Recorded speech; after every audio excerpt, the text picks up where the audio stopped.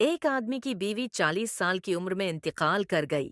جب اس کے دوستوں اور رشتہ داروں نے دوسری شادی کا مشورہ دیا تو اس نے جواب دیا کہ اس کی بیوی کا سب سے بڑا تحفہ ایک بیٹے کا ہونا ہے اور وہ اس کے ساتھ اپنی زندگی گزارے گا۔ بیٹے کی تربیت جب بیٹا بڑا ہوا تو اس نے اپنے تمام کاروبار کی ذمہ داریاں بیٹے کو سونپ دیں۔ وہ اکثر اپنے دفتر میں یا دوست کے دفتر میں وقت گزارنے لگا۔ تنہائی کا احساس بیٹے کی شادی کے بعد وہ آدمی زیادہ تنہا محسوس کرنے لگا۔ اس نے اپنے گھر کا مکمل کنٹرول اپنی بہو کے حوالے کر دیا۔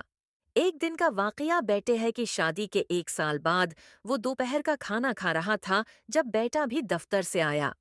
ہاتھ دھو کر کھانے کے لیے تیار ہو رہا تھا۔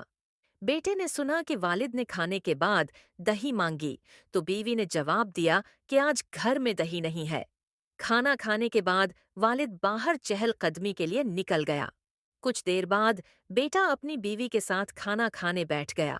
کھانے کے برتن میں دہی موجود تھا مگر بیٹے نے بغیر کسی ردعمل کے کھانا کھایا اور پھر دفتر چلا گیا۔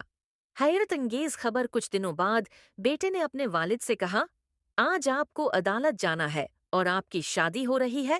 والد نے حیرت سے اپنے بیٹے کی طرف دیکھا اور کہا، بیٹا، مجھے اب شادی کی ضرورت نہیں اور میں تم سے اتنی محبت کرتا ہوں اور اب تمہیں بھی ماں کی ضرورت نہیں، تو پھر میری دوبارہ شادی کیوں؟